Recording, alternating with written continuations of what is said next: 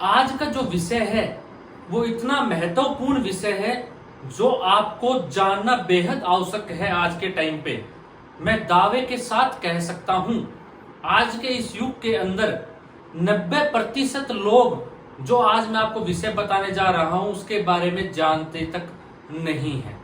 विषय है आज का, क्या आपके घर में मांगलिक कार्य रुक गए हैं? क्या आपका विकास नहीं हो पा रहा है? उसके पीछे कारण क्या है? उसके पीछे कारण, सबसे बड़ा कारण प्रिय दर्शकों, आपके कुल देवता और कुल देवी। क्या आपको पता है कि आपके कुल देवता कुल देवी कब क्यों पीड़ित हो जाते हैं?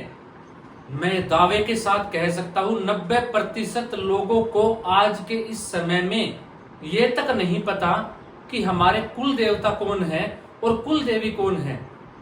ये ग्रामीण परिवेश के अंदर तो जातक और जातिका को पता हो सकता है, लेकिन बड़े शहरों में या जो विदेश में जाके बस गए हैं, क्या उन लोगों को पता होगा कि उनके कुल देवता कौन है और उनकी कुल देवी कौन है, जिनके कारण उनके कार्य में भी बाधा आ रही है, उनका काम भी बिगड़ जा रहा है और कहीं ना कहीं परिवार का विकास बाधित हो गया है, विकास नहीं हो पा रहा है। अब प्रिय दर्शकों, अगर कुल देवता आपसे नाराज हैं तो आपका स्वयं का विकास नहीं हो पाएगा। अगर आपके पितृ देवताएं आपके जो है वो नाराज हैं तो आपके घर के अंदर कोई भी मांगलिक कार्य नहीं हो पाएगा। मैं ये विषय इसलिए लेके आया क्योंकि मेरे गुरुदेव ने मुझे एक उपाय बताया जो बेहद ही सरल है।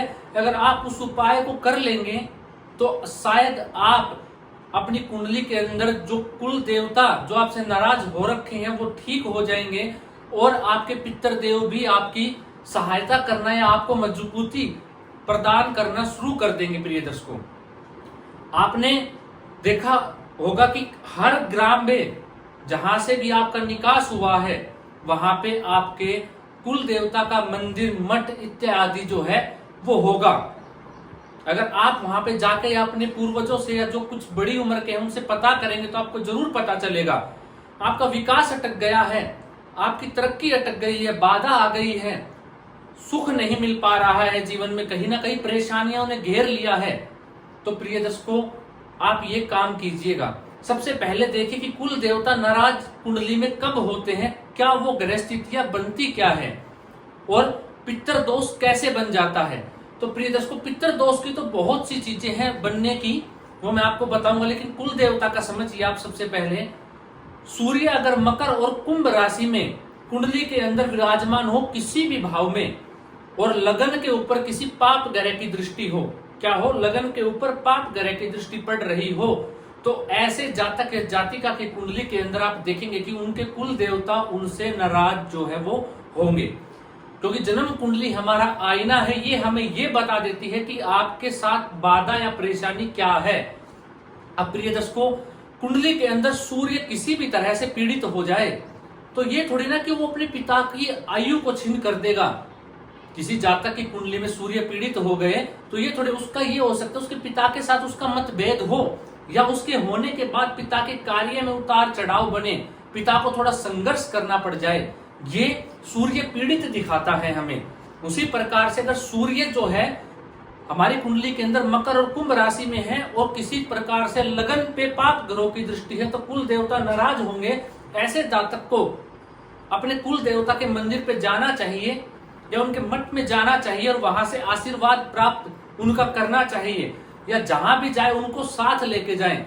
अब प्रिय दर्शकों, आज के इस परिवेश के अंदर मैं आपको बता देना चाहता हूं कि श्राद्ध जब आते हैं तो पितरों की अमावस्या आती है तो पितरों को के लिए सेवा की जाती है उनकी। श्राद्ध के अंदर क्या कोई करता है, श्राद्ध निकालता है? मैं कहता हूं 99% या तो बचे ही नहीं जो पितृ दोष की शांति करवा पाए। इस युग के अंदर बहुत कम लोग बचे हुए हैं जो पितृ को शांति प्रदान करवा सके, या तो है ही नहीं, या कोई घर के परिवार के अंदर कोई सदस्य गुजर जाता है तो सर का मुंडन तक बहुत कम लोग करवा पाते हैं। आज के टाइम करवाते ही नहीं है, या तो पैसे कमाने की धुन में इस प्रकार से ये दुनिया चली जा रही है कि वो अपनी चीजों को भूलते जा रहे हैं, लेकिन उनको ये नहीं पता ये सबसे ज्यादा महत्वपूर्ण, सबसे महत्वपूर्ण कार्य यही है। अपने पितरों को अगर आप मजबूत कर लेंगे तो आप ये मान लेना आपने अपना सुरक्षा कवच बना लिया है। आपको कोई भेद नहीं सकता, कोई तंत्र मंत्र, कोई भी क्रिया आपको भेद नहीं सकती है। प्रिय दर्शकों, अगर आपकी कुंडली के अंदर आया आपने अपने पितरों को मजबूत कर रखा है। पितर अगर सूर्य राहु के साथ है, केतु के साथ है, या शनि राहु का संबंध है, या शनि राहु सूर्य का संबंध है कुंडली के अंदर, ये सब पितर दोष बनाते हैं। पितर दोष बन जाता है इन सब चीजों से। या सूर्य राहु नवम स्थान में बैठे हुए हैं तो भी पितर दोष बना देंगे साथ युति करके। तो प्रिय दर्शकों, जब जब पितर दोष बने या कुल देवता नाराज हो तो आप क्या करें, आप ये आज अवश्य जान लीजिए। जो मैं आपको उपाय बताने जा रहा हूं कोई बड़ा श्रेष्ठ उपाय नहीं, बस नियम के साथ रोजाना करना है, छोड़ना नहीं है। आप लाभ देखेंगे अगर आप कंटिन्यू मेरे कहने से जो ज्ञान मुझे है मैं चाहता हूं वो आप तक भी पहुंचे और आप उसका लाभ उठाएं।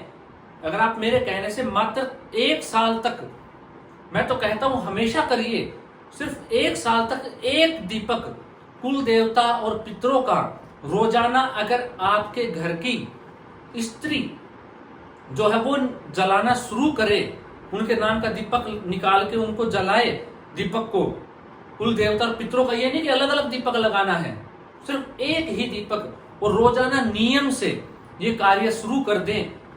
अगर उनको मासिक धर्म जब आ रहे हैं तो कोई घर का और सदस्य उनकी जगह वो उसी समय उस दीपक को जलाए तो प्रिय दर्शकों आप चमत्कार देखेंगे।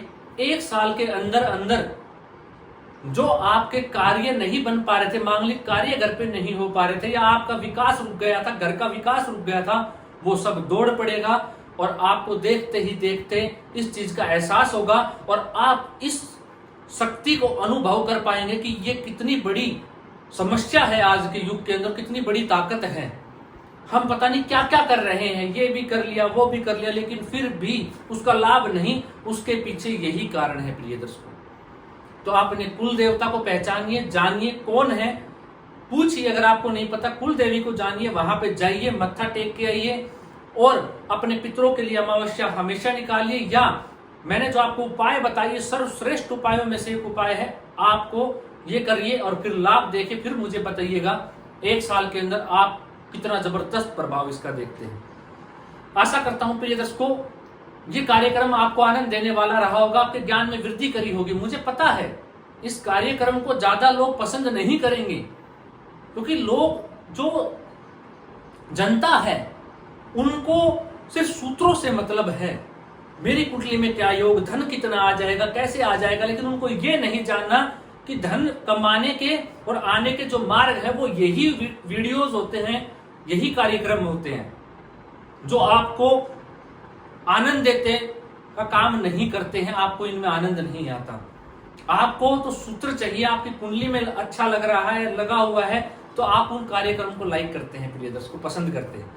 लेकिन महत्वपूर्ण कार्यक्रम यही है जो ज्योतिष को मानता है, समझता है और जो ज्योतिषी का कार्य कर रहा है या कुछ आगे बढ़ना चाहता है, वो इस कार्यक्रम को अवश्य नोट कर रहा होगा, इस उपाय को भी लिख लिया होगा।